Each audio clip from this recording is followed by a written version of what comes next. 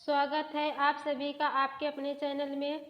आज हम लोग सीटेट ईवीएस में पक्षियों के प्रकार के बारे में देखेंगे।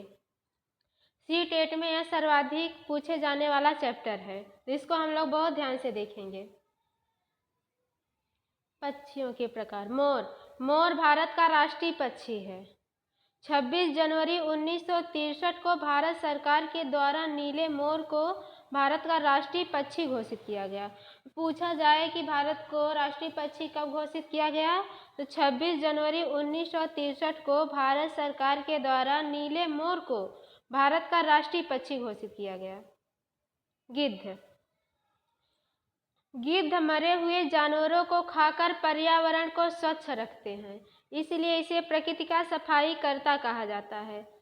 क्वेश्चन में हमेशा पूछा जाता है कि प्रकृति का सफाई कर्ता किसे कहा जाता है, तो प्रकृति का सफाई कर्ता गिद्ध को कहा जाता है।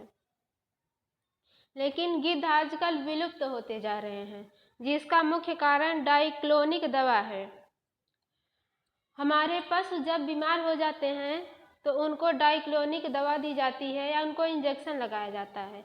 अगर वो पशु ठीक हो गए तो सही है, अगर उन पशुओं की मृत्यु हो जाती है जिनको डाइक्लोनिक दवा दी गई है, इंजेक्शन दिया गया है, जब उनकी मृत्यु हो जाती है तो गिद्ध जब उन मृत जानवरों को खाते हैं तो ये दवा उनके शरीर के अंदर चली जाती है, तो जिसके कारण गिद्ध की भी मृत्यु हो जाती है। तो आजकल डाइक्लोनिक दवा के कारण गिद्ध बिल्कुल विलुप्त होते जा रहे हैं, बिल्कुल दिखाई नहीं दे रहे हैं।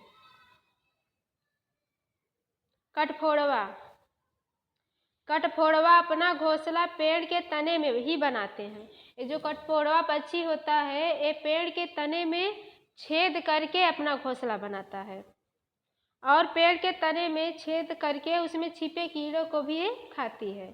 दर्जन चिड़िया, इसको टेलर बर्ड्स के नाम से भी जाना जाता है। तो दर्जन चिड़िया अपनी चोंच से पत्तों को सीकर अपना घोंसला बनाती है। देखिए कैसे कैसे पक्षी हैं हमारे यहाँ कि अपनी चोंच से पत्तों को सी करके अपना घोंसला बना लेती है। मैना झटके से अपनी गर्दन आगे पीछे करती है। आप लोगों के पेपर में हमेशा पूछा जाता है क्वेश्चन कि ऐसा कौन सा पक्षी है जो झटके से अपनी गर्दन आगे पीछे करती है, तो मैना वो पक्षी है जो झटके से अपनी गर्दन आगे पीछे कर सकती है।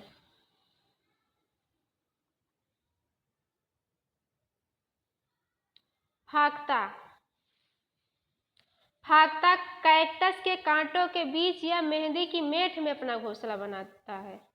अगर पूछा जाए कि ऐसा कौन सा पक्षी है जो मेहंदी की मेठ में या कैक्टस के कांटों के बीच अपना घोंसला बनाता है, तो वह फाख्ता है।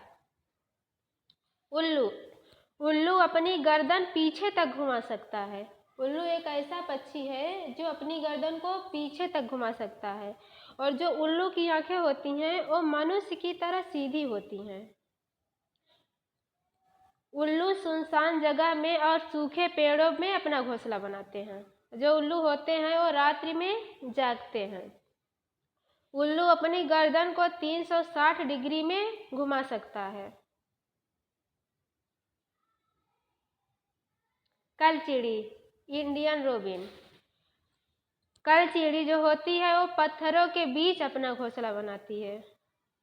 और जो घोंसला होता है वो घास से बना होता है, उसके ऊपर पौधों की नाजुक टहनी, ऊन, बाल, रुई सब बिछा होता है। तो आप लोगों से पूछा जाता है आप लोगों के पेपर में, ऐसा कौन सा पक्षी है जो पत्थरों के बीच अपना घोंसला बनाता है, तो कलचिड़ी या इंडियन रोबिन पत्थरों के बीच अपना घोंसला बनाती है। वीवर पक्षी। बीवर एक ऐसा पक्षी है जिसके मादा लोग घोंसला नहीं बनाती हैं। जो नर बीवर होता है वही केवल घोंसला बनाएगा, और एक घोंसला वह नहीं बनाता है, वह कई ढेर सारे घोंसले बनाता है। और मादा जो होती है उन सभी घोंसलों को देखती है और उनमें से उसको जो घोंसला सबसे अच्छा लगता है उसमें ही वह अंडे देती है। कोयल अपनी मीठी आवाज़ के लिए प्रसिद्ध है।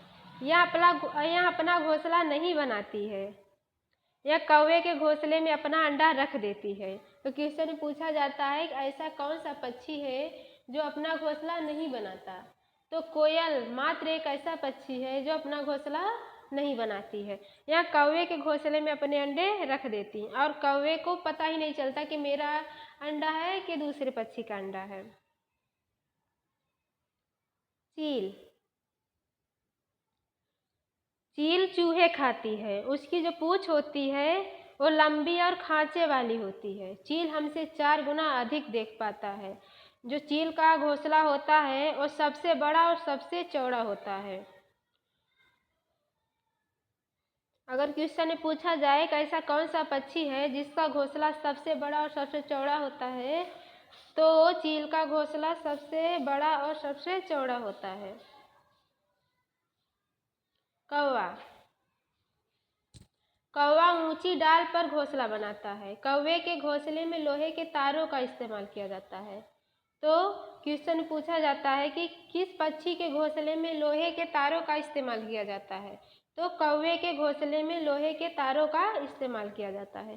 फ्रेंड्स, अगर आप लोगों को हमारी वीडियो अच्छी लगी हो तो इसको लाइक करें और सब्सक्राइब करें, लाइक करें, शेयर करें और हमारे चैनल को सब्सक्राइब करें। आप लोगों को हमारे चैनल पे सी टेट की बहुत बेहतरीन ढंग से तैयारी करवाई जाएगी।